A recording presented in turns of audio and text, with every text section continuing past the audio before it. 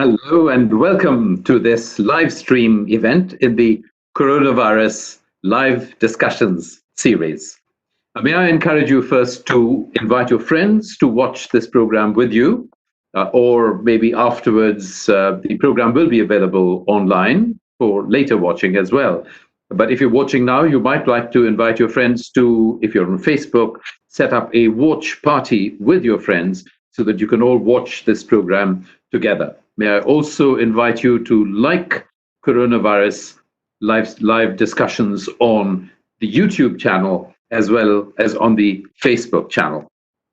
So to begin our program, if you've been on this program before, you will be familiar with Vishal Mangalwadi. But if you're not, Vishal is a social reformer from India originally and still at heart Indian, but stuck in America at the moment because of a lockdown and stay at home. He is a philosopher, a social reformer, author of many books, most famously, The Book That Made Your World, and This Book Changed Everything. And his work has been translated into many languages. So, Vishal, could you introduce the reason for these coronavirus live discussions? Thank you, Prabhu.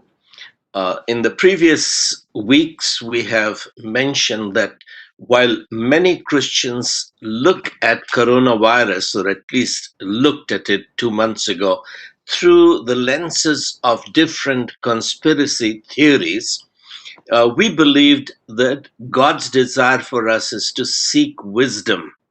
And in Proverbs 8, the wisdom says that I, wisdom, dwell together with prudence. I possess knowledge and discretion. So prudence is an economic word, or is a word that is mostly used in economics. So I, wisdom, dwell together with prudence. Is getting into debt prudent? That is the topic for today, as many of our nations, or is coronavirus hastening the collapse of global capitalism? That's the question. So we are seeking wisdom, and we are seeking discipline, which is part of wisdom, knowledge. So we have been inviting different experts to share with us their expertise on this whole question of the impact of coronavirus in different fields. So today we are very honored to have Professor Prabhu Guptara as our moderator for these discussions. He will introduce the speakers. For 15 years, Prabhu was running the think tank for what was then the world's largest bank. And they were focusing on challenges and opportunities which were worth at least $1 billion each in these think tanks. Now he is a publisher after his retirement and a consultant to many company boards, and he has been volunteering his time in connecting us with his networks of experts who are speaking. So thank you, Prabhu, and back to you. Thank you very much, Vishal. Thank you for that very kind introduction. The order of the event today will be that we will start with Paul Mills, whom I will introduce in a minute, and then we'll go on to Marc Nuttle, and then to Ollie Kortsch, and we'll conclude with Dennis Peacock. Each of our speakers will speak for 7 to 10 minutes, and while they are speaking, you are invited to feed in your questions and comments either through Facebook chat or through YouTube chat, or if you wish, if you don't like using those or you can't use those for whatever reason, you are invited to send your questions and comments to the email address questions@truthmatters, one word, .eu, short for European Union. Questions@truthmatters.eu.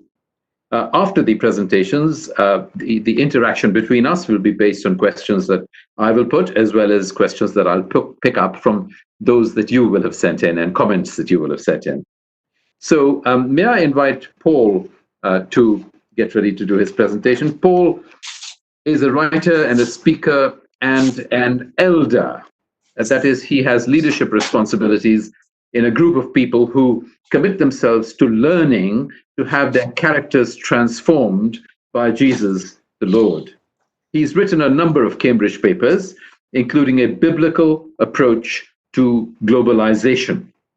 His Cambridge University PhD thesis, the work that he did, the dissertation that he did to get his PhD, was actually on applying the Bible's teaching regarding debt and interest to finance and banking. He then worked in senior positions for the United Kingdom Treasury. That's the official title for the Department of the Government of the UK, which is responsible for developing and executing the government's public finance policy as well as its economic policy. And he then went on to work in very senior positions for the IMF, the International Monetary Fund, on issues to do with government debt management internationally and with global financial stability. And that included a pandemic war game. So he is well qualified, highly experienced, and fully briefed to speak to us now. Thank you, Paul. Thank you, Prabhu. If we could have the slides up, and I'll just speak to those. I'm just going to give a very brief overview of the impact of the virus on the major economies, the policy response that has come about, and then some of the problems and challenges we face, with a few brief suggestions for how we might help address this. So if we go for the first, after the title slide, first slide, just what the impact has been, and then the policy response. Essentially, the virus hit just as the global economy was turning down. So we were looking at global trade shrinking at the back end of 2019, and growth prospects, particularly in the euro area, not looking great. So this has just exaggerated a sort of downturn that had already started. The annual declines now forecast for the developed economies range from 5% to 11%, particularly in Europe, perhaps the UK being one of the worst hit. There's forecast to be a sharp fall in global trade. The World Trade Organization worst case is 32% decline this year. Best case, 13%, although I understand current data is suggesting shipping traffic is down only 6% thus far. But obviously we've seen a big fall in energy demand, and that's led to a sharp fall in oil prices initially that have recovered a little subsequently. This led to a big initial decline in equities and credit spreads. So they've blown out the cost of borrowing for companies. But because of the policy response by the Fed, their equities have recovered most of their losses now, particularly in the US. But this is all on the back of two huge policy responses from major governments. Central banks have printed or are planning to print vast amounts of money to buy assets, both government debt and corporate bonds. And there has been significant fiscal stimulus by governments, both in terms of tax relief, but also spending programs, wage support programs.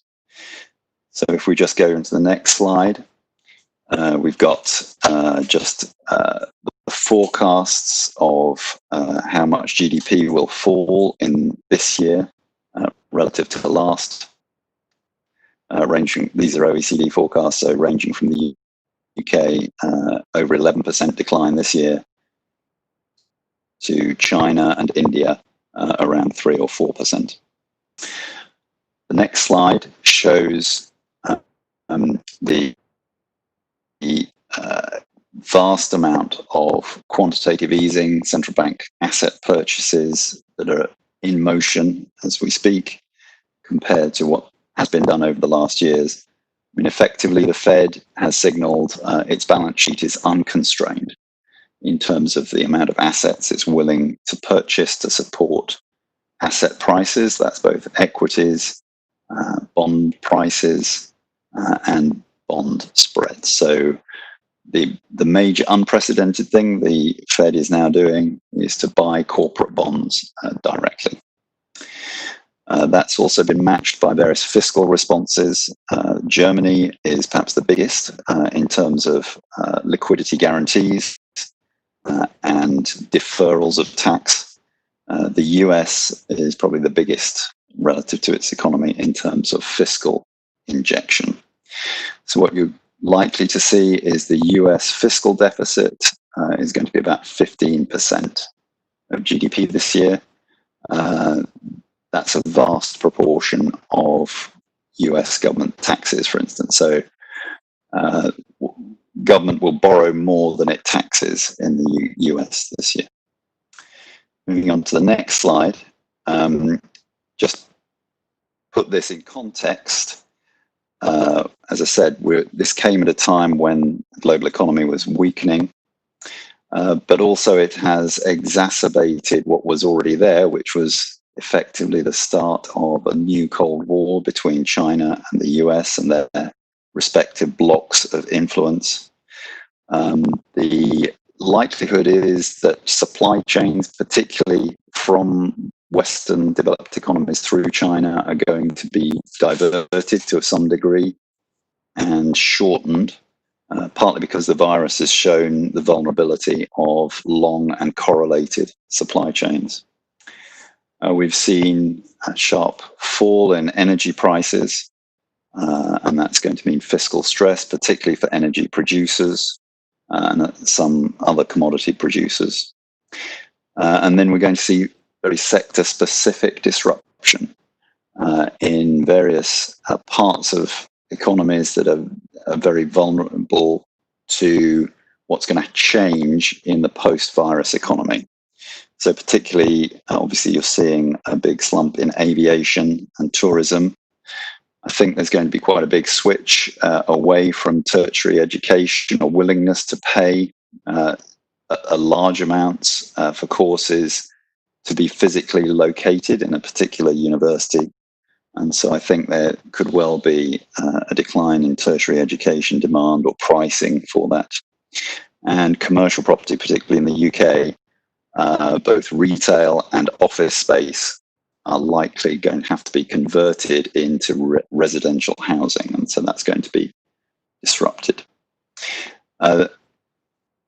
The virus and the policy response to the virus is disrupting global supply chains for food in particular, both in terms of disrupting workers who are on the land, but also the ability to get food to market.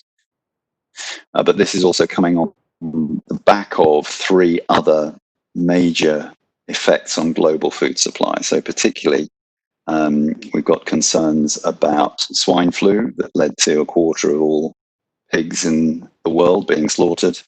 We've got problems with locust plagues that have had an effect on East Africa to Southern Asia.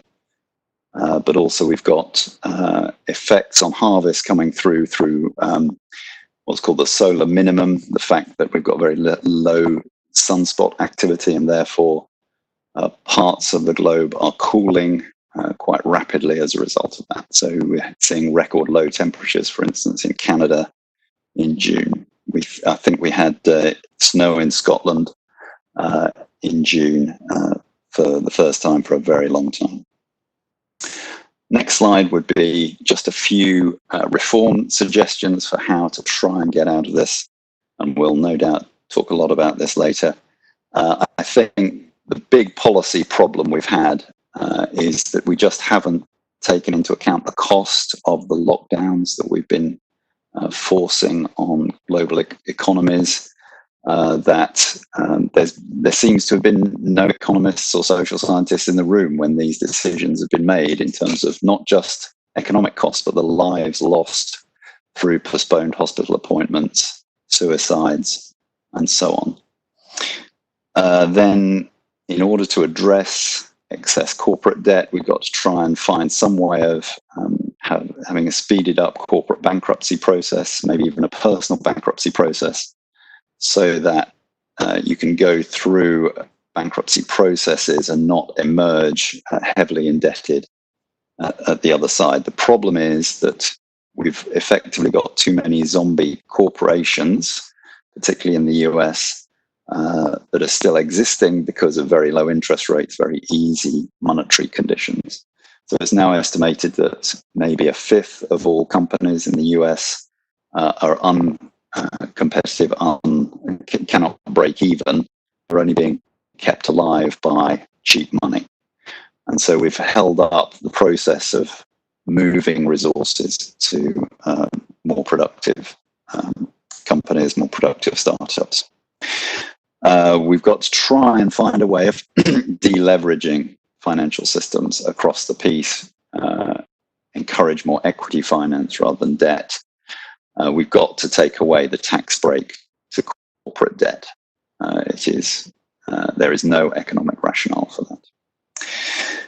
And then finally, I'm a long-term advocate for ring-fencing payment systems in banks so that the risk-taking side of banks actually passes losses on from bank risk-taking to savers, whilst the payment system is protected. If we don't do that, we've always got the problem of governments having to bail out banks to protect the payment system. So those are very quickly just a few ideas for how to help come out of the crisis. Thanks. Very helpful. And we are right up to date in terms of the situation and your suggestions for what could or should be done to sort it out. Thank you very much indeed. We will move on to Marc Nuttle and his presentation. Marc, are you actually in your home city of Norman in Oklahoma at the moment? Yes, I am. Well, I have some friends in Norman, but it is the first time I'm speaking so publicly with anyone from there. Well, folks, we have in Marc an attorney who specializes in international trade, international foreign policy, and international political affairs. He served under President Ronald Reagan on the Industrial Policy Advisory Committee for Trade and Policy Matters for the United States, but he has also advised the countries of Bulgaria, Ukraine, and Russia, as well as corporations owned and managed by the People's Republic of China. He's written widely, of course, and has been interviewed by the most important magazines in the US, and has himself been featured in the Wall Street Journal, as well as appearing on nightly news with ABC, CBS, and NBC. For those who don't know, those are the three major television channels in the US, or three of the major television channels in the US. So, Marc, we're looking forward to your presentation. Please. Okay, Prabhu, thank you very much. And it's just a delight to be with you today. I'm going to address this in terms of theologically, what this means to peoples around the world. What we are facing is an ultimate decision on whether the world will be a socialistic system or a capitalistic free enterprise system. And it's unavoidable in that determination. Further, there are principles of economics that can't be ignored any more than you can ignore gravity. There are certain pressures of price and interest rates and demand that operate under their own physics, if you will. And last, these forces will make governments decide and make a decision going forward in what they actually decide that they will do for their societies. So, then if I could have the first slide and tell me when it's up. Is it ready? All right, this is the overview of what we're going to go over here in the next 7 minutes. Capitalism and communism are in conflict and irreconcilable. This is something that is taken too lightly. And let me make this statement. It is impossible, even in theory, for the monetary systems of capitalism and communism to coexist peacefully, because you can't reconcile the determination of the exchange rate between the two currencies, as long as they're equal in size, like Cuba or something else, where it doesn't impact the world system, can coexist, but not China and the United States. I actually worked in China in 1991. I knew Deng Xiaoping personally. We debated then how he was setting up his Federal Reserve, and I disputed the formulas. I said, if you do this, your currency will never be able to reach a free-floating exchange rate with Western currencies. It's because they don't account for it by Western accounting standards. They produce projects, they go under, the city's still there, it's not functional, but they don't account for it in terms of the supply of capital that they expended internally or externally on those communist projects. Harvard University, actually, a couple of years ago, did a study that the consensus was that currency, the yuan, may be overvalued by about 25%. That's too much. You can't calibrate the exchange rate. So I rest my case. Today, the yuan, they have not successfully been able to replace the dollar on any world commodity to purchase or operate outside the dollar for key strategic minerals. Okay, second, the Chinese Federal Reserve I've mentioned, and they continue to double down on this. I have asked my former contacts in China and also in the Trump administration that something needs to be done about their World Bank. They operate outside the World Bank. They have their own IMF and the Asian Pacific Development Bank. They are developing, as you'll see in one of my slides, their counter world, if you will, to the World Bank, Western banks, and the United States capitalistic system. Okay, now to the next 2 points that I think do not get enough attention in this discussion on the pandemic. Deficit spending has become structural, and world and governments are in too much debt. Prior to the pandemic, the world GDP was in excess of $74 trillion. World debt, structural debt. Now this is coupon debt, not contingent liabilities. Was about 84 trillion. The world GDP of all governments was about 110% in debt to the world GDP. There are very few countries, possibly Switzerland being the only one, that can claim that its total debt is less than its GDP. Of all other countries, 193 countries in the UN and somewhere around 177 in the World Trade Organization are in debt more than their GDP. And then the deficit spending continues. So it's important to remember that at the end of January, the United States economy was supposedly operating on all cylinders. Unemployment was around 3.5%, an all-time low since World War II and maybe even before World War II. Yet, the United States deficit, annual deficit, last year was $1 trillion. We're spending about 4.2 trillion on about 3.2 trillion in income. So even at full employment, we were deficit spending and adding to the overall debt of the country. The United States now is at pre-pandemic was about 110, 112% debt to GDP. Now, what does this mean about interest rates? So let me just remember that interest rates are a reflection of debt and demand. You can keep interest rates low through quantitative easing, but at some point you have to manage, you have to handle the debt. You cannot continue to borrow, just like you can't print money forever without destroying your currencies or becoming hyperinflationary. You can't borrow forever without destroying your economy. Okay, let's go to the next slide. This is a very simple chart to show, though, the disparity in world economies. On the left-hand side is capitalism, and all countries are capitalistic other than China. China is the only pure communist country in the world of any size that still adheres to communist command formulas. But if you look at this chart, on the left-hand side, 20 trillion being the top number on that GDP. You see that the United States is around $20 trillion. And the next closest Western economy is Japan. And see how steep that cliff is. Japan's around a little over 3, maybe 4 trillion. And then in order, Germany, UK, France, and it goes on down from there. That line below France is $1 trillion. Now, China claims to be about 14 trillion. The Economist magazine has them between 14 and 15 trillion, and it shows where they are on the chart.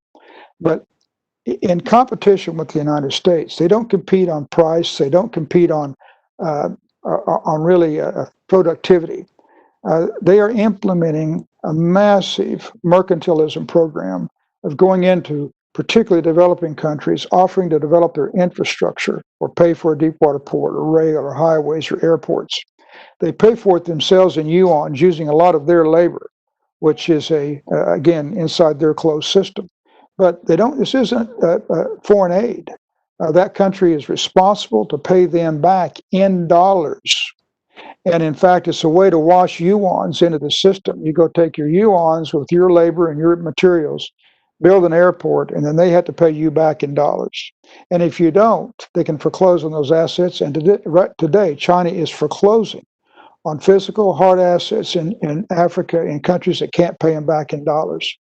Now, that shade then, that shadow, is what China is trying to do through the Silk Road strategy, is to project across the world communism based on this mercantilism system. And we'll get here in a minute on why that's so hard for third world countries. Okay, next slide. This is a simple slide produced by a good economist friend of mine by the name of Lacey Hunt at the Hossington Partnership. But the point of the slide is not to get through all of the ups and downs of the Berlin Wall and other things. If you look at 1871 on the left, that is the first year that the United States of America had the largest economy in the world, even though it wasn't until after the war and the Bretton Woods Conference that the pound transferred control of the world's currency to the dollar. But in 1871, the United States was the largest economy. And through all these times, that middle line right there says average of 4.2%. That is the optimum rate of cost of capital to a government. In other words, when you hear about monetary and fiscal policy and dialing it up, trying to get the right amount of money spent and the right amount of money raised on and raising interest rates to control it, so it's not inflationary and it's a proper investment.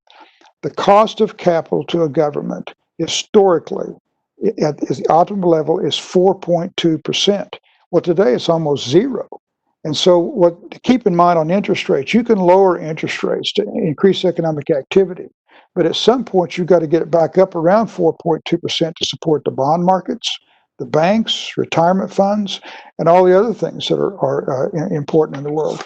Now, the other axiom of principles of economics to not forget is that it is impossible to have economic growth without cost of capital. You can't do it. Just the transaction cost or some cost of capital. Now, whatever the demand is and the interest rate on investments, and that is what a free market economy is. But you cannot have economic growth with 0.0 interest rates. It is impossible. Or you're just adding debt upon debt upon debt until the debt overtakes you. So at some point, we're into a catch-22, where the world's debt aggregately is too high and can't afford for interest rates to go back to 4.2%. Because if they do, that 4.2%, which is an optimum rate for economic growth, now adds deficit spending on top of the structural deficit of about $1 trillion in the United States. But any country that has debt denominated in dollars can't pay that debt back if, in fact, interest rates rise to 4.2%. And so, therefore, the catch-22. Interest rates rise, you can't pay the debt. Interest rates stay the same, the economy doesn't grow. See? All right, next slide. Now, this is a lot of squiggly lines that is some work that we did back after the 2008-2009 financial crisis. But here's just quickly what I want to point out. It's called the debt wall chart. The top line this is Milton Friedman's work, that at any given time, governments collectively cannot borrow more than 9% of the world's GDP without interest rates going up. You can do it, but you got to allow the equilibrium of the economic forces to work. You can't continue to borrow against production and not have any cost of the capital and the interest rates not rising. Quantitative easing in the United States was implemented when, in fact, that blue, right in the middle, combined world government deficits, that blue spike is primarily the United States of America putting $2 trillion into the system at the time and bumping that line, and then quantitative easing was in place, which is buying corporate bonds and government debt, as Paul mentioned, and it dropped it down, and we did quantitative easing too because it didn't hold, and then in 2012 we hit what I call a debt wall, in that the debt that was accumulated and the quantitative easing that was required to keep interest rates low has been constant now and out through 2016. So look at that spike on 2007. We have almost doubled that spike this year. The United States of America printed and borrowed approximately $5 trillion, as Paul mentioned, which is $1 trillion more than the entire budget and $2 trillion more than the United States is going to take in if, in fact, economic indicators stay in place. So the world's ability to continue to borrow money without interest rates rising is, and what I call this, I just stopped it after 2013 because I call those charts out there, they've kind of leveled off, the elasticity of money. When you have a dollar that's the world's currency, not the reserve currency, it's the world's currency. All debt outside of China is denominated primarily in dollars. There's some EU debt, but it has an escape hatch into dollars. So the point is this, because of that, it's stretching, and now we're in this precarious point of what do you do with all this extra debt? Okay, the last slide, and my 10 minutes is up. There are, in the World Trade Organization today, about 170 countries. There are only 2 countries in the world that can even pretend to be in control of their own destiny by controlling their own currency, the United States and China. This fight and this conflict leaves 172 countries in what we call underwater in the trough. Because what's happening now is that to get into dollars, because the government is printing and borrowing, there will be, we predict, deflation in the future. Deflation means dollars have a higher cost to obtain to pay off debt, but the debt stays the same. And even at zero interest rates, there comes a point where you can't pay the principal. And so this struggle between the U.S. and China on dollars and yuans, of where these countries will go into which banking system, I believe is the issue of the day and the theological issue. Because only in China is just an extension of socialism, it's communism. And so the bottom line is this. If we don't balance budgets, if we don't have, and then the question should we do debt restructuring? I like Paul's idea about fast pacing bankruptcies, because China has many more corporations, by the way, that are zombies, but they keep them afloat. And so the point is this, we have to balance our budgets. And how do you do that in a pandemic crisis with people that have all the needs? Or you have to do debt restructuring, or the debt overcomes you. And then the only answer then is socialism and managed government, which then the entire standard of living declines. And that's the situation that we're in. But there are answers, but they're not easy. Okay, thank you. Well, very kind. You raised some very interesting points. Capitalism is capitalism and communism is communism, which some people may or may not agree with, as well as this whole issue whether debt can be rolled over forever, as some people seem to think. Some people want to restructure the entire monetary system to enable that to happen. Well, that takes us straight to Ollie Kortsch, our third speaker, who is the founder of the Monetary Institute, which focuses, among other issues, on precisely this issue. He's working on sovereign debt restructuring with a number of countries, and he's organized monetary change conferences at the Federal Reserve Bank in the US, as well as in Switzerland and Greece. I think he's currently working on Greece, but along with Greece, many other countries through the Middle East and South America, Latin America. So, Ollie, it's your turn to speak. Thank you.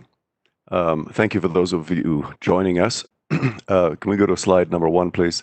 I was asked to look at what positive thing can honestly be changed coming out of this virus issue. And so my title is This Time is Different. Well, maybe it is, maybe it isn't. We're always saying, well, yeah, but this is different. It isn't necessarily. Let's go to slide number 2. Here's what it is that I'd like to do, a quick global overview. I'm going to forget that because I think Paul and Marc have done a good job, and then Dennis afterwards. So I want to talk about change agents, look at the current system, how does it actually work, then look at what are the ramifications of that system, and then is there a different way of doing this, and what is the probability of this actually occurring? So let's go, I'm going to miss the global overview, and let's go to slide number 8, please. And very briefly, who could the change agents be to bring this positive change that needs to occur? Here's a very short quote by Jesus out of Matthew 5. It says, "You are the light of the world." I have 2 questions. Number 1, who is the you?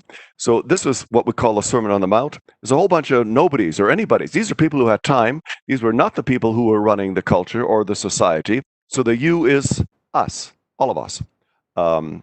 These aren't just the specialists, or these aren't the top people on the pile or the elite. The yous are everybody. And the world, the Greek word there is cosmos. So we are called to be the light of the system. I always translate cosmos as a system. That's what we're talking about here, is the economic system. So if there's going to be change, we need to bring that change into place. And we need to all recognize that that light that needs to be brought has to be brought by all of us. All right? Let's go to slide number 9. In the current system overview, what in the world do we have? We have a debt-based money system. What in the world does that mean? That means basically all of our money is created by debt. Let's talk about the amount of money that's in circulation, first of all.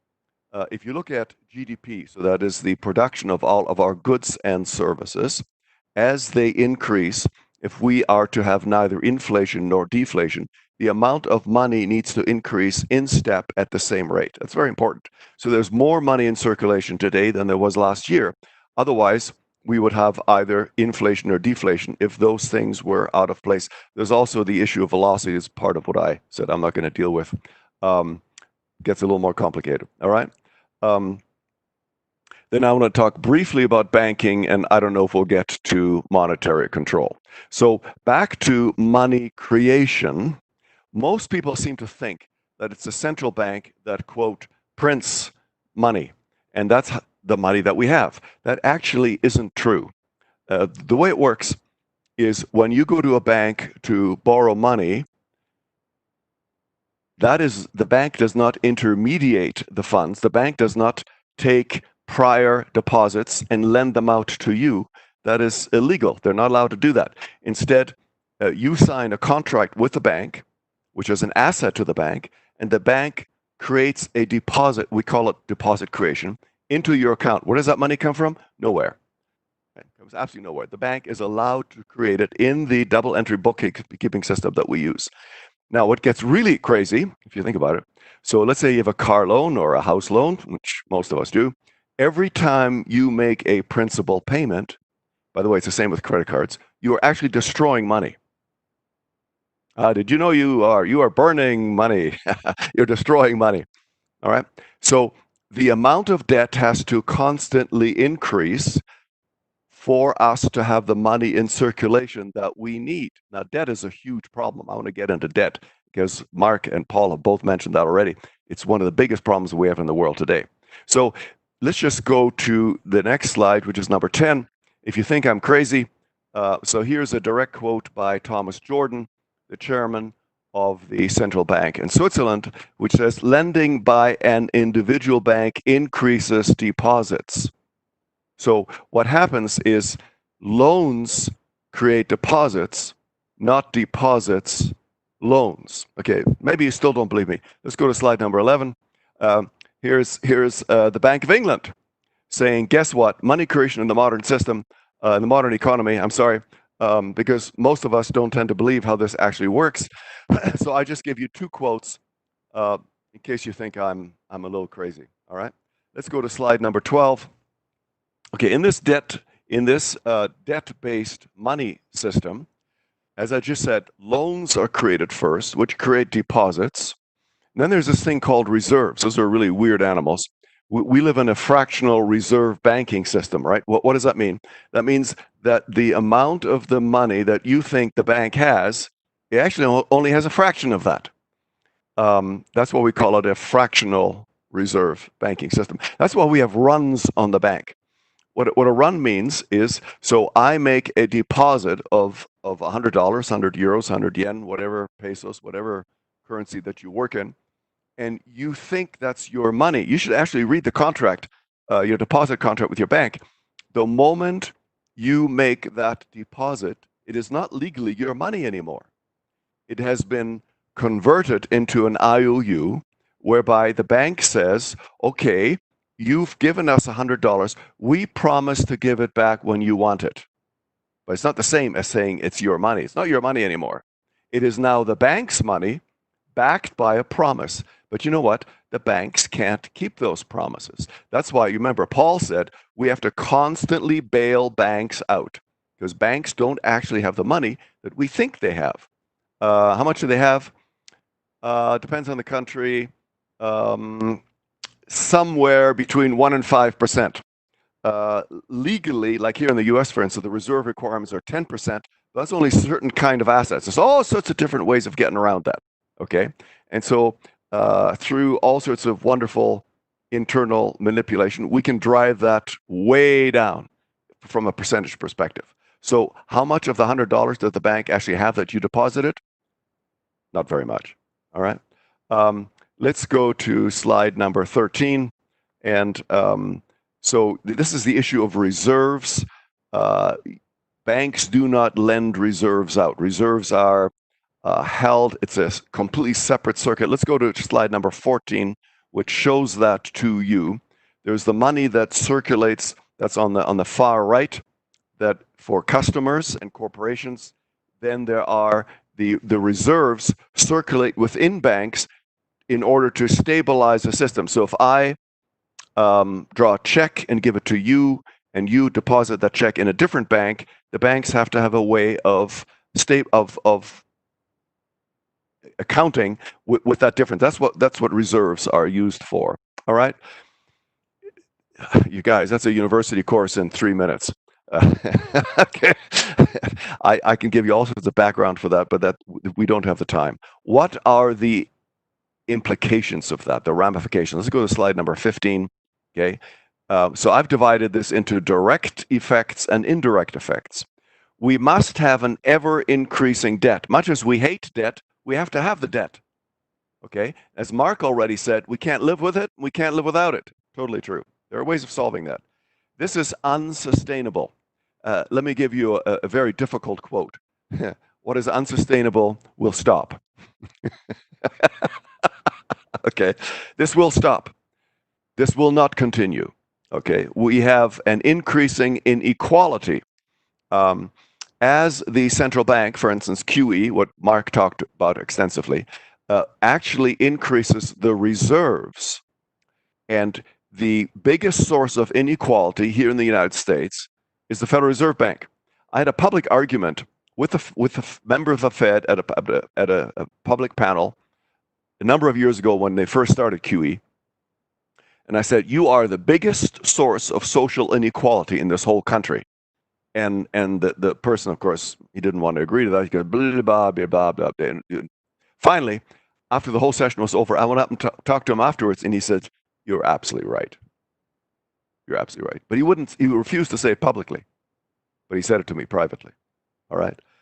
There's a scarcity mentality. I don't have enough time to get into why that's the case.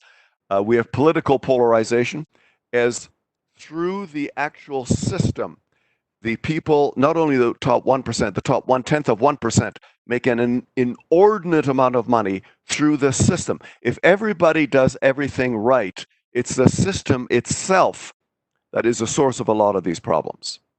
Okay, it's not just that people are ripping you off. We always think, well, they're ripping us off. Well, maybe some are, but that's not my point. My point is, even if they act with full integrity, it still creates those things. Ecological destruction due to growth necessity, strong business cycles, etc. All right, that's all the bad news. Let's go to slide 16. Here is some good news. We can do this differently. All right. Let's go to the bottom of slide 16. You see historical antecedents. What I'm suggesting has been done before through US notes, for instance. This is in the United States. This is what paid for the reconstruction of the whole country at the end of the Civil War. Okay. Irving Fisher in the 1930s during the Great Depression said, ladies and gentlemen, if you want to stop the Great Depression, we can do that in a heartbeat. We can do that. We can change it. And the only place in the world where it's been done for a long time is in Guernsey Island. Let's not go there. A population of 63 and a half. I think there's a pregnant woman there. That's why the population is. That's a joke. All right. We can have, let's go to the top of that slide. It says 5, an alternative money system. We can have an equity or a value-based money system instead of a debt-based system. By the way, it's based, not backed. I'm just referring those two words. It's not a gold-backed system. This is a GDP-based system based on our production, what we as human beings end up doing. And the decisions can be decentralized. They do not have to be made by the central bank. Interest rates can float.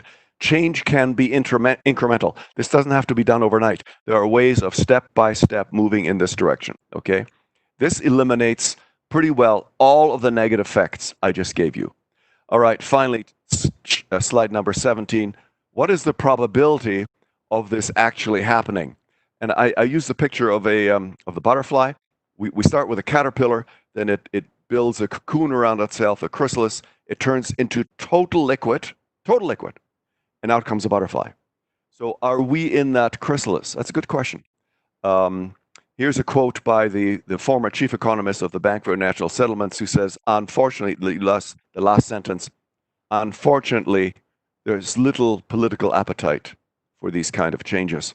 And then, is this actually going to happen? Well, I just have a joke at the end by those of you who aren't Americans might not know Yogi Berra. That's his actual name, who's a baseball-playing philosopher. He says it's tough to make predictions, especially about the future. Of course, all predictions are about the future. Thank you very much. Mark. Thank you very much, Ollie. It's very kind.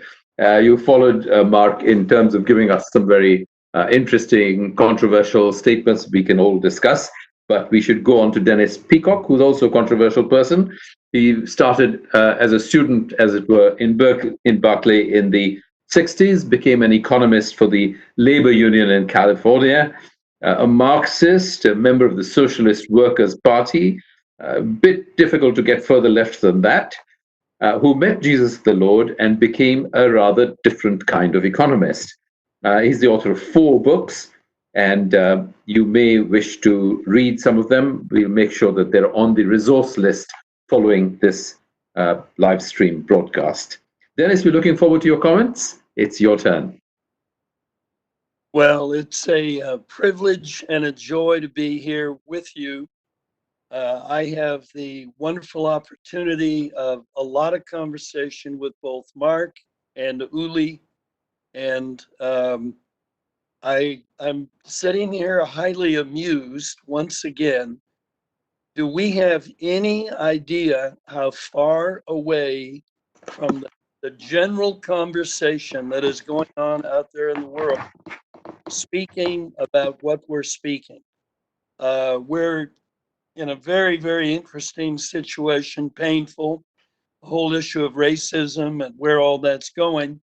And a lot of that is based on a very simple idea, and that is that there is really no conversation at any depth between the participants that have faced off against one another.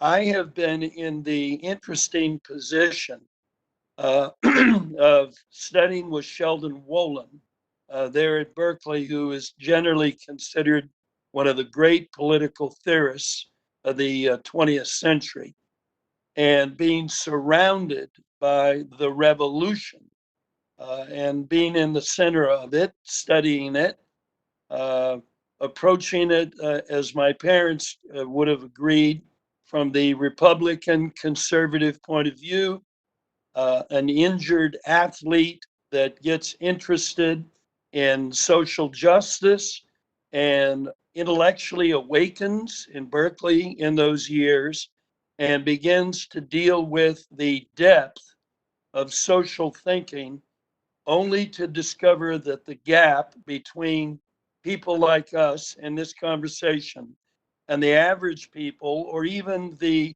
serious politicians, have absolutely no clue what we're talking about right now.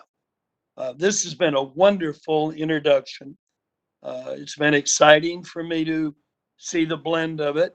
But again, I'm reminded that if our conversation is not connecting with leaders and not connecting with the people, we're living in a fantasy world. I want to say that and underscore it. Now, those of us that have, lived in the world of economics, talk about debt, we understand that somewhere, sometime, there was going to be a reckoning. Uh, we shouldn't get IQ points for that. We saw that back in the 60s, and I'm sure people saw it in the 30s. A reckoning is coming. So then the question becomes, what will facilitate the reckoning? We never guessed it would be a a uh, uh, a disease, so to speak, a pandemic, because only something like a pandemic is affecting enough people that it forces the power units in the culture, excuse me, to have to deal with what they otherwise would not excuse me, what they otherwise would not have to deal with. COVID-19 is an interruption that those of us who've been waiting for the interruption that would finally challenge the system, we had no idea it was going to show up in the form of a plague. Now, my function is being a bridge between large numbers of leaders, excuse me, in the church, large numbers of social excuse me, I do apologize. Large numbers of social leaders in the religious world and people like the people on this call. And the gap between our conversation and their conversation is an absolutely critical factor. One of the things that we never expected, many of us never expected, was that socialism and the philosophy of controlled markets would ever show up the way that it is now rapidly showing up. One of my great challenges has been I'm into foundations, and I'm into what are the core ideas out from which ideas change society. The large number of people in the church world who happen to form the largest group of so-called conservative people have almost no idea about the conversation that you guys have had so far this morning. Now, if that gap is not significantly narrowed, we can talk about all the theory and all the adjustments we want to make, but politically, it will be impossible to bring those changes into line because the political conversation of the masses will not allow that to take place. I want to say that several times. If the conversation does not narrow significantly between what principles we're talking about here economically and where this is going, we're living in a fantasy world. We're living in a fantasy world. What has shocked me, and I think probably most of you, is the speed at which the progressives are moving left with arguments that have never really been addressed. When I came out of the 60s, what I wanted to see happen was a growing international conversation about the basic principles of economic growth and how those principles affect everybody. Now, Trump is pushing this whole, to me, fantasy that pent up demand is going to give us a V shaped recovery, which is absolute nonsense. because you've got a contrary law called discretionary spending. And consumer confidence is totally based on that principle. Now, when you've got money in such short supply in an unemployed situation like we have now, you basically, on the simplest level, have a tremendous tension between alleged pent-up demand and discretionary spending. Within the next 30, 45 days, we're going to see, I think, very rapidly that people are going to be holding on to their money at a level that is going to be very surprising to people like Trump who are looking for pent-up demand to change anything. I think rather than trying to take my whole minutes, and I may be short on them already, I hope we talk a little bit about startup costs in the economy. I've owned a small business. I don't know how many of you have had backgrounds in actually owning businesses. The supply chain disruption, we got a half a dozen major issues that are going to make startups very expensive. I hope we have a chance to talk about the speed of addressing the progressive arguments in favor of socialism. We've got significant numbers of church leaders at this point in time, I'm telling you, it's real, who actually think socialism may be the best answer. And they affect millions and millions of people. In fact, they affect the tipping point of changing elections. I hope you're aware Christians have that option. Trump would not have got in without the evangelicals supporting him. So I hope we're able to talk a little bit about that relative to COVID. I think the last point that I want to make a quick touch of, we've developed what we call the 12 master principles, which are able to be used in problem solving and policy development. One of those 12 principles is the tension between localism and centralization. And I hope in this conversation vis-a-vis COVID, we're able to look and see how the COVID has forced both sides of that equation to be strengthened, both the localism phenomena and bringing decision-making into local context, and the centralization phenomena which has come out of COVID. So I'm just going to throw those ideas into the pot. It's been really fun to hear this conversation, and I'm very curious to see where it will go. Thank you. Thank you. Thank you very much, Dennis, for your presentation, and indeed to all four of you. I would like to start off with a very simple question. If companies are in as much debt as they are, and if countries are in as much debt as they are, and if individuals are in as much debt as they are, who are they all in debt to? Paul, maybe you want to start us off on discussing that. Who actually has been lending all this money to all these people and organizations and governments? Yeah, so if you're looking for the breakdown of who owns government debt, then that's generally short maturity debt is owned by banks and mutual funds. Longer term debt tends to be owned by insurance companies and pension funds.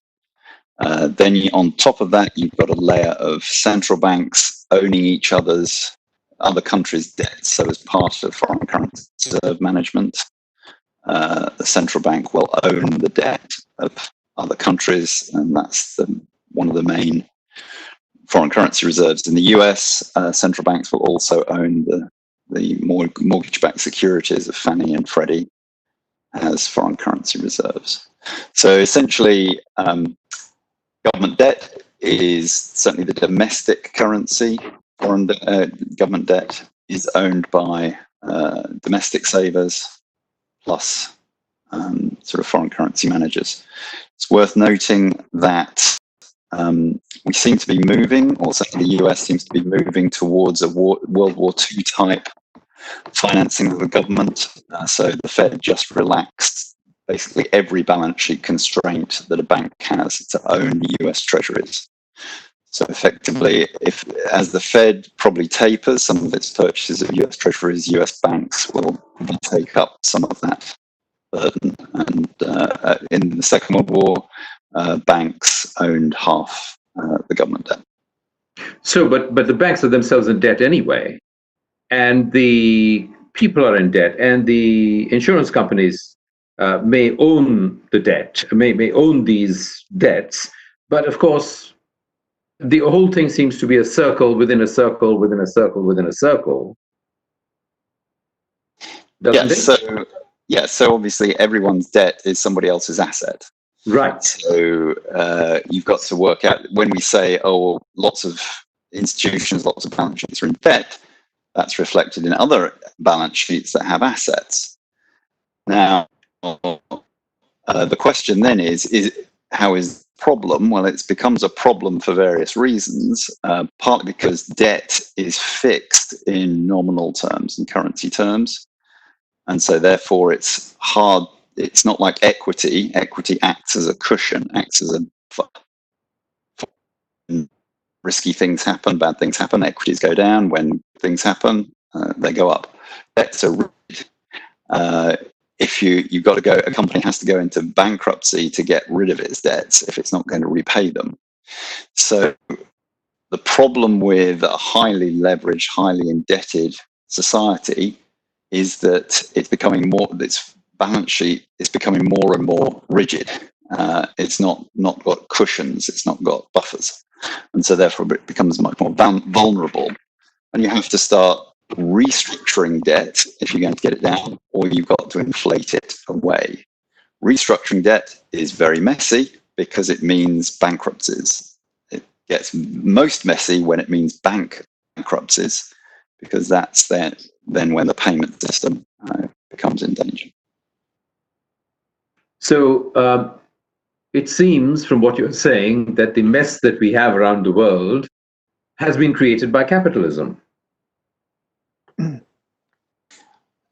Well, you could argue that the monetary system can either be a hard money one, gold-based, or as it was, or a fiat-based, that is, governments print money, or as Ollie mentioned, we effectively have a debt-based money system whereby everything we use as money is the debt of a balance sheet, either a bank or government itself through the central bank. And so capitalism itself, a free market system where production decisions are made on prices and so on, is logically separate from this debt-based money system. Now, but can't survive without this debt-based money system. I mean, the debt-based money system was created by our capitalist system of production and sales and money and so on, of supplies and demand and so on. It was created by it, and it services it, and is influenced by it, and is controlled by it. Can I jump in here? At the moment, yes. Ollie can say something else. Please do. First of all, capitalism or free market, free choice system, and our monetary system, the two are not the same thing. You can have a free choice market system and have a different money system. As Paul just said, we had a harder monetary system under the gold standard, although there's problems there also. I don't want to get into that too far. Sure. But we certainly had a capitalist system under a gold standard. There wasn't a problem with that. And same with what I'm suggesting with respect to a GDP-based or a value-based money system. The two do not contradict each other. Can I go back onto debt just for a minute? Mm-hmm. Because Paul is absolutely correct that a debit on one side is an asset on the other side. But there's a problem with that. Mathematically, that is true. Functionally, it is not. I have economists come to me all the time, or frequently, saying, debt's not a problem. It's not a problem because, there's an asset there somewhat. Well, no, it's not. If you realize the fact that debt creates money, there is actually no asset. On the books, it is an asset. but in reality, it is not. You are allowed to create that asset based on the presumption of future capacity. Okay? The problem is debt is future capacity brought forward to today. If the presumption of the future capacity is not there, you cannot create that new asset and therefore the money with it. However, the more debt there is, the less future capacity. So therefore, Sure. debt is a really big problem. Mm. So So I'd like to add one comment, just if I could, real please quick. do, Dennis, please do. This is, I like to try to simplify things. And when you say who owes the money to whom, there are really only two types of debt. There's government debt and individual debt. Corporations are collections of individuals. Mutual funds are a collection of investors. Let's take, for example, the U.S. debt. It's 1/3 of the U.S. debt. The government owes it to themselves. They bought it from the Social Security Fund or other entities of which they owe a coupon. Second is individuals in America. The third are foreign investors. So 1/3, 1/3, 1/3. But when you get to the 1/3 foreign investors, with the exception of China, China is a large holder of debt, but not extraordinarily. They're around $1 trillion. UK actually is larger. So here's my point. In a capitalistic system, theologically, what you want are for people to make choices for themselves, for their own destiny economically, that it best suits their skills, what they decide. A true free enterprise system should be there to facilitate individual choice to drive the economy. A communist system is upside down in that the government makes all choices in the economy for the people, and therefore, in my opinion, short circuits the ability, the person to seek God for their destiny. Now, government should facilitate economic activity, not control it. It's that simple. There's really only two types of debt. And what's the main difference in economic theory and principle between a government and an individual? They have to respond to the same economic forces with this one simple difference. A government can print money and an individual can't. Yes, we've seen the United States moving more and more towards a government-run system. Now that the Foreign Reserve has removed all restrictions on buying personal debt, meaning corporate debt, in your terms, it's personal debt, as well as debt from other entities and so on.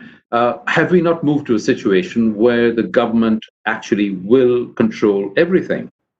Is the American system not becoming like the Chinese system, only capitalist in name? Well, if you're asking me, the answer is we're moving towards a debt-ridden system. We're in, it's like states stipulate or how taxes are raised. You pay taxes on the roads and it has to go to roads. You pay taxes to fish and it has to be for wildlife. And therefore they have no discretionary income. The mistake the United States has made is to deficit spend for government services. We should have been taxing and balancing the budget a long time ago. You still have, you can have socialized democracy. That's somewhat the situation in Europe. You know, France is a managed economy, but still has democratic choices. But to Paul's point, they become more rigid, they become more narrow, and to that point, then you're captured by your own system of what you pay tax for and what it goes to, and there's very little wiggle room left. But there's still some freedom. But make no mistake about this: there is no freedom, ultimate freedom, in a communist system. It is all channeled in certain directions for the benefit to the state. Now you can, and then that gets into things that are not economic, probably. Family values, how you educate your family, where they go, where you live. We're getting into other areas. I want to ask you an economic question, if I may, Dennis. This is going back to your point about startup costs. Is this a good time for companies just to be started by individuals, or a bad time for companies to be started by individuals? Well, I'll let Dennis answer that. But historically, some of the greatest explosion of startups have been in recessionary times. In fact, you can track something like 1/3 of the Fortune 500 companies were startups at one point, and they started during a recession. Good. Dennis, do you want to continue? What is your view? Is this a good time to start companies or a bad time to start companies? Principles upon which I'm starting a company. I'm assuming as a presuppositionalist, which I am assuming as a presuppositionalist that we recognize that certain laws, spiritual laws that deal with the material world are absolutely still in play and focused. It's a great time to start a business if the principles upon which I'm starting it are based on sustainability. But now we're back to my complaint and my angst is we are not having public conversations around transcendent principles. And until you have transcendent discussions, you have a very questionable future. But what are the transcendent principles on which a startup might be based? I'm actually trying to oppose, well, let me start another way. Whoever controls language controls culture. As a good Marxist, I understood that.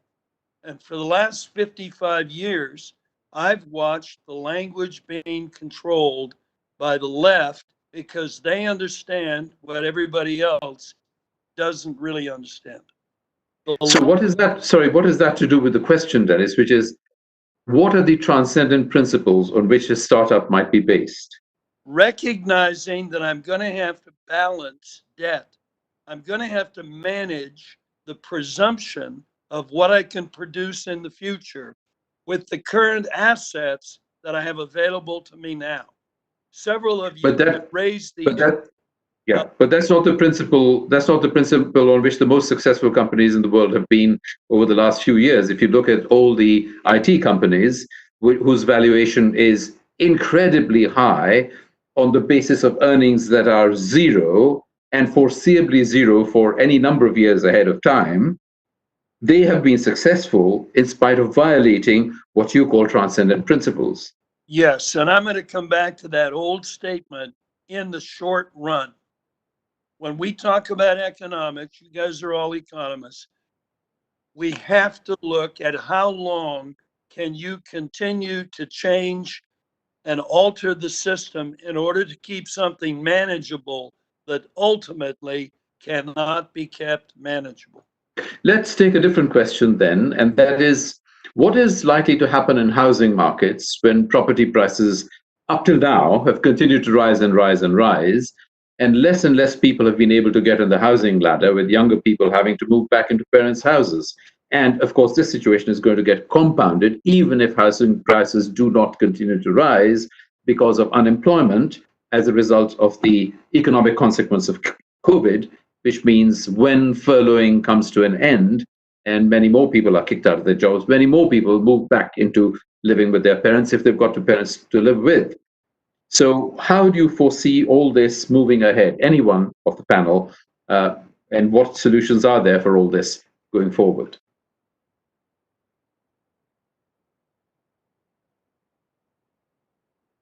Can I just say, from a banking perspective, real estate is one of the most difficult aspects because there's a disconnect. As I said, the money is created through debt, but the problem is that banks are forced by regulations to hold certain asset classes, and of which real estate is a major part of it, because in theory, real estate is a hard asset which is easy to evaluate, which of course we all know is not true, because the higher the price goes, the more debt you can create, the higher price goes, the higher blah, blah, blah. And all of a sudden it reaches a plateau and then the whole thing crashes. And we start all over again, and 10 years later we find the same thing. And I think a lot of that has to do with banking regulation. Paul, probably be interesting to see what you think about this, especially from a British perspective. And same with in Canada. The housing market right now is really out of sight in Canada, and I think it still is in England. But a lot of that has to do with banking regulation. And in my mind, we can't instantly change it because we have a huge housing crash. But there has to be a general slow change in banking regulation to bring housing prices back down to a level that is realistic with respect to income from a percentage perspective. Paul, you were asked your view. Maybe you want to come in at this point. You haven't said much so far in terms of the discussion. Yes, in terms of housing, it is correct that the risk weights that bank regulators apply to banks' holdings of mortgages. I'm sorry, you're frozen. Oh, good. Oh, now you're completely gone. Maybe you can come back in a minute. Obviously, this is a bandwidth problem.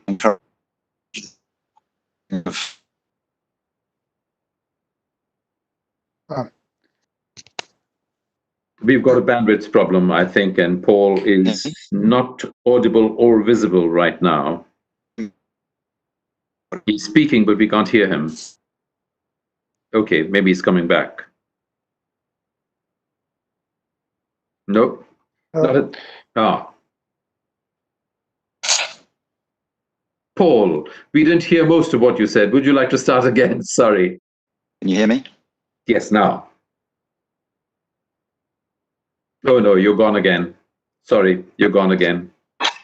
Okay, you can hear me. Yeah. So Uli's correct that bank regulation. Okay. Go to somebody else.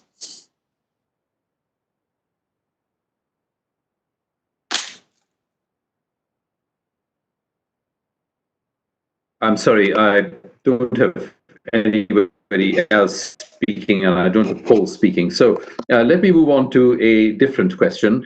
And the question that I'd like to come to as we're drawing to the end of our time together is, so who needs to be influenced, and how can we, ordinary people, help to influence those people when it comes to moving the entire system to a more sustainable basis, which, as has been put forward, might be moving away from a debt-based currency system to an asset-based, not an asset-backed, but an asset-based currency system. What do we need to do to actually move us towards that? Maybe one of you who is still audible and visible would like to rise to that question. Uli, would you like to speak, or? Sure. Okay. I would say number one is understanding. I had a discussion with someone a couple of years ago. I said, if I had $10 million to spend on marketing, what I would do is, number one, I'm talking about the US here, okay? Let's spend $10 million in order to have a system out whereby we slowly teach people how their money is actually created. And the distortions that creates, that itself, I think, will create so much pressure. I use a quote regularly by Henry Ford. So this was a long time ago. The man's been dead for many decades. And Henry Ford said, I think in the 1930s, if the average American knew how money was actually created, there would be a revolution in the streets tomorrow. Because the system is so unjust, that the system itself. And so that's what I was saying. If we could just teach people, that would be step number one, which would then, they would start challenging politicians, bankers, etc. And it's not the bankers that are the problem. The bankers are working within a system to the best of their ability. I would say it's not even the Federal Reserve's problem on the whole, because they have been given a set of tools within which they have to live. I know a fair number of people who are part of that system, and they're good men and women. They're trying to do the best they can with a tool set that they've been given. My point is they have the wrong tool set. But in order to start that, we need a broad-based educational process. Even in university, the stuff that I just presented is not taught. So the paper that slide number beats me, whatever, the paper from the Bank of England, here we go, slide number 11, money creation in the modern economy. That is a quarterly, the Bank of England, same with the Fed, puts out every quarter, they put out a paper on a subject that they think happens to be of interest, okay? They're very short so that anybody can read them. In that short little piece of paper on slide 11, 3 times it says, we realize this is not what's normally taught in universities. Are you serious? So money creation in the modern economy, and the university teaches you the wrong thing. Walk me through that as to why that makes sense. Well, But I mean, I might add Dennis. real quick on what you do about it. Marc, yes. Look, if you go back to my charter, just to remember what I said about 172 nations are underwater and not in control of their own destiny. There's nothing they can do about it, whether it's yuans or dollars that they have to compete for. One of the things that we're going to suggest is the formulation of an alliance of just nations, a counter to Davos, if you will, that will in fact allow the exchequers and presidents of smaller countries that have the best interest of their people in mind, righteousness and justice, to convene in a conference and talk about how to coordinate debt and currency. We can't do another Bretton Woods because at Bretton Woods, every country that was there had the same banking system. In the world today, you have 2 banking systems in conflict between China and the United States. That wouldn't do any good to call that World Conference. But you can call a conference of all other nations but the United States and China to navigate this and then apply pressure to the 2 great powers to coordinate their currencies and their debt more in line with justice. Full mark. Well, our time is drawing sort of to a close. Can I invite panelists? I'm sorry, Paul is still not here. Yeah, can I invite our remaining panelists if there's any last, final, quick point they want to make? Paul is back. Paul, can we hear you now? Yes, I hope so. Good, excellent. Please do say what you were going to say then, and then we must wrap up in a minute. Yeah, so it's just a simple point that, as Ollie said, banks are incentivized to lend against property. 2/3 of UK bank assets are property related. They're not. Banks don't fund startups and business in the main. They fund the purchase of existing assets, bricks and mortar. And so part of the job of, if you want to raise productivity, is to try and encourage savings more into startups, more into businesses, rather than existing assets. One thing you can think about would be to try and equitize the housing finance system, so you have an alternative contract. Rather than a debt, you share effectively the rent on the house. So you put the same down payment down. Instead of paying interest, you pay a rent share, and that means that there's more equity sharing between the financier and the occupier. That is much better, much more stabilizing in terms of housing booms and busts. It doesn't give you a debt-fueled process of rising prices on the upside and then a collapse downside. It also makes housing wealth much more liquid, so you could actually trade percentage shares in your property, and so therefore that gives family budgets much more flexibility. That would be just one idea to help sort of innovate in housing finance. So let me conclude by saying that the problem is not that nobody understands the system. Obviously, a few people do, not enough, but a few people do. The problem is not even that we don't have potential solutions. The problem is we don't have enough weight behind the potential solutions to actually make them work. So this is an opportunity for all of us on this program to get involved with further discussion with Dennis, with Ollie, with Paul, and with Marc, so that we can see how we can support initiatives to make the whole of the world system, both at the political level and at the supply, demand, capitalism, working, functioning level, and the finance and money system level, work in a way that is equitable rather than inequitable, just rather than unjust as it is at present.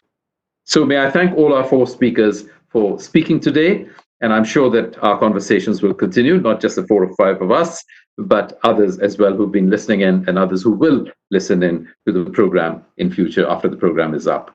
May I just say that the program next Tuesday is on global politics, and we will have some eminent speakers on that, including the Lord Michael Hastings from the House of Lords in the UK as one of our speakers. But the next program is actually the last program in our current series. A new series will start fortnightly, not weekly, fortnightly from July the 7th. So do watch out for those programs as well, starting on July the 7th. But meanwhile, if you're interested in the program on global politics, we look forward to participating with you on that. May I encourage you once again to subscribe to the YouTube channel and to the Facebook page. And I would like to close our meeting with a short conversation with God. I mean, everything we say is heard by God anyway, but we can address ourselves in a more conscious way to God. So I'd like to do that. God, we thank you that you have revealed yourself in Jesus to be more like a father than like some kind of impersonal energy. And therefore we can address you as our Father. We thank you that you have set your love upon us, that you have given us the opportunity to learn, and that as we learn and our old thinking is challenged, we can be moved forward into new understanding and therefore into new action.